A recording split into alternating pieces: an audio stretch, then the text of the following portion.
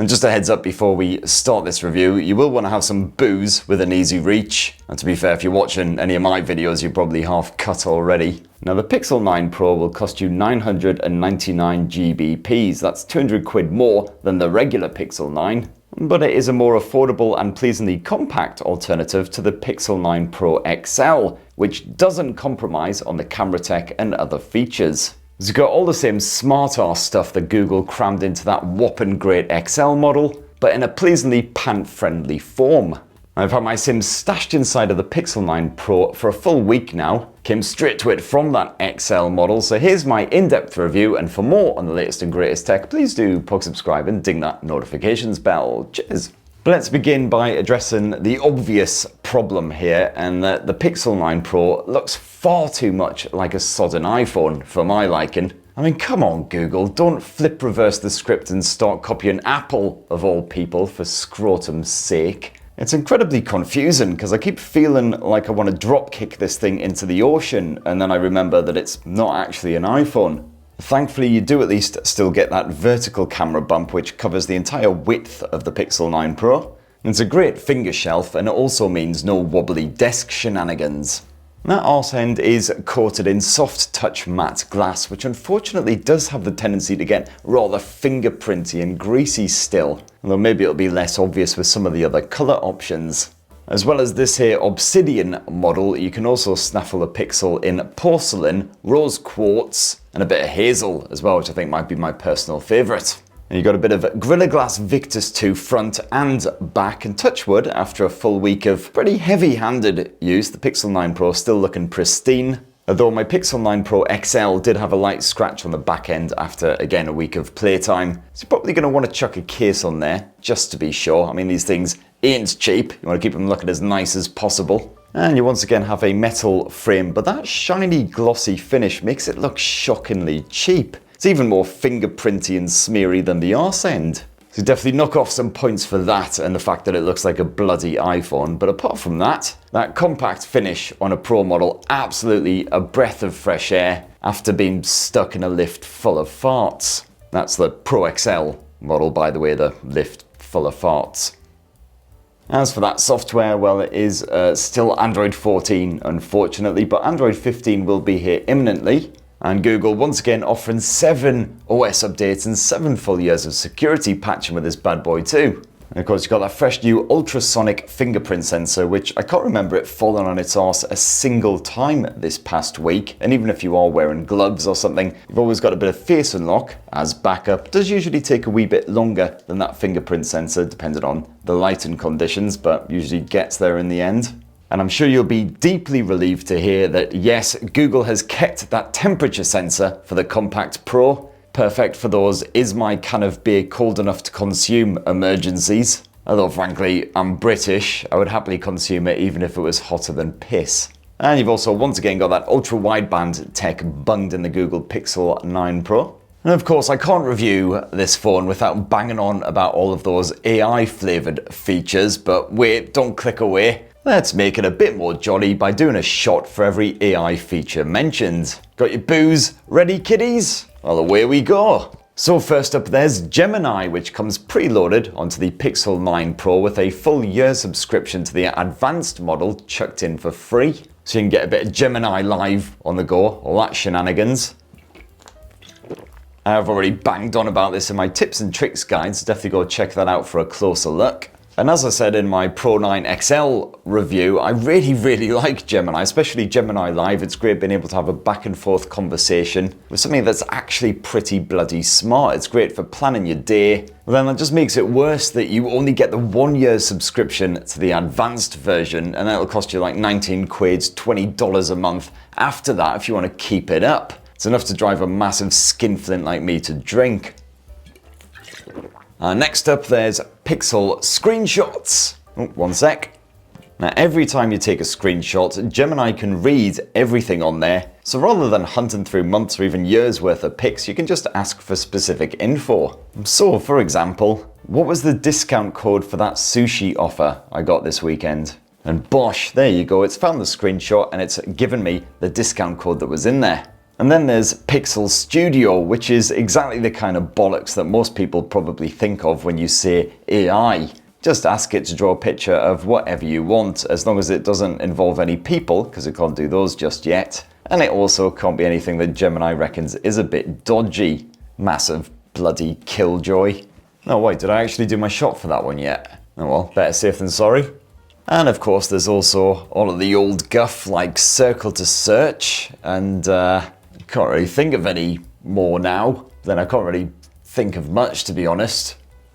And oh yeah, Google has slapped a lovely Super Actua OLED display onto the Pixel 9 Pro. And it's got 1280 by 2856 pixel resolution, so it's a bit sharper than that standard Pixel 9 despite maintaining the same screen size. It's a dinky 6.3 incher, but I still found it perfectly spacious enough for enjoying a bit of movie action, just a few episodes of stuff as you're roaming about and all that. Got extremely limited customization of the actual visual output, but colours are reasonably poppy. You've got nice natural looking contrast. Full HDR10 streaming support, of course, in the likes of Netflix. And I found that that display was just about bright enough to clearly see outdoors, even when it was sunny, although if it was proper sunny, I did occasionally have to peer over my shades to see what I was doing.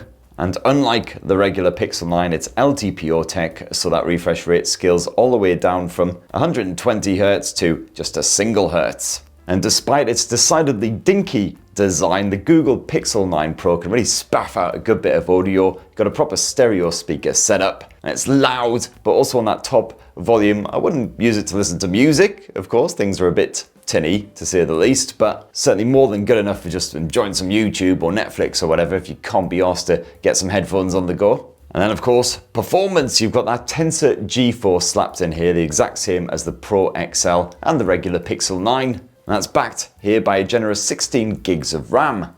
And I found with all of your regular day-to-day use, everything runs silkily smooth. And if you are into your gaming, well, the Pixel 9 Pro can handle the likes of Wuthering Waves, but you will see some frame drops when you boost the graphics settings to more higher levels, especially if you're legging it about the place to the next quest checkpoint or whatever. And the Pixel 9 Pro also wastes no time in heating right up. Those top edges are practically sizzling after just 10 to 15 minutes. Although thankfully I didn't see the performance drop any further, and this phone doesn't get so toasty that it decides, oh, you know what, f this noise, and just shuts itself down. And for the battery life, you've got the same capacity cell here as the regular Pixel 9, 4700 mAh.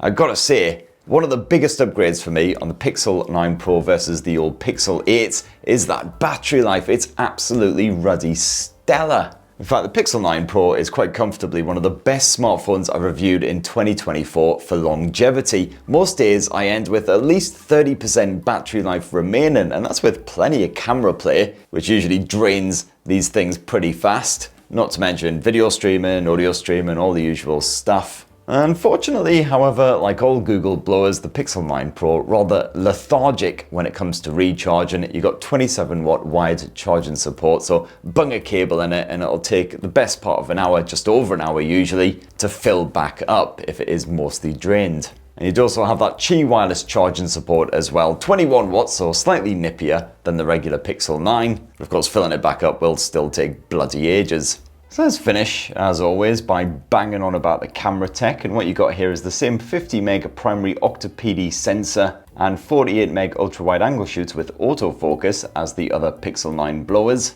And like the big old Pro XL, you've also got a 48 meg quad PD telephoto shooter with 5x optical zoom.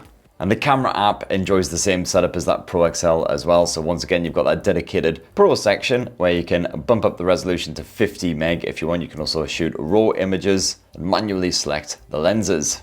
And I was happy approximately 97% of the time with the photos that the Pixel 9 Pro shot out. Occasionally I'll have to hoy away a pic because of some kind of lens flaring or saturation, even if I wasn't shooting directly into the light. And if it's a bit dark and my subject dares to twitch, well, chances are you'll get a bit of blur, which Magic Editor still can't properly sort out.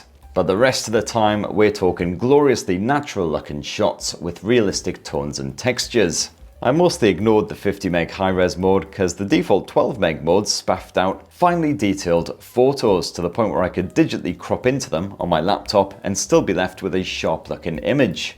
Even nasty HDR type scenarios don't flummox the Pixel 9 Pro, although you will see some slight grain when the light is in limited supply. As usual, this Google blower is excellent for capturing stills of your kids, cats and other living stuff, as long as they can bloody keep still at night, of course. Oh, and yeah, I've got to give a quick shout out to the Hunterian Museum in London and its awesome gift shop where I took this pic. Got to admit, I did not expect a museum that was dedicated to surgery to stock any kind of kids merch in the gift shop. But hey, there's something strangely adorable about a soft toy smallpox and a cuddly diphtheria. As for that ultra-wide angle lens, well, this is a good one for your macro shots as well as more dramatic snaps. Again, with a pretty natural looking output overall. As for that telephoto sensor, where you can zoom in up to 30 times in total, helped along by some AI sharpening that's as good as any that I've seen lately. And this shooter is particularly good for portrait pics, as well as capturing photos of your fluffy pals, even when they're in full-on leave me the f*** alone mode. And of course, you've got the nifty new Add Me feature, which works pretty well. Just take a shot and then swap with anyone who was already in the pic, so then you can be added into the shot for a complete group pic. And as always, Google has stuffed loads of fantastic editing tools onto the Pixel 9 Pro, including the snazzy new auto frame feature, which is perfect if you do struggle to frame shots normally. Just offers up a few different alternative options, including some that are pulled back even further. It uses AI to fill in the gaps around the frame. But again, I banged on about the photo editing shenanigans in that Pixel 9 tips and tricks guide, so definitely go have a squint at that if you want to know more.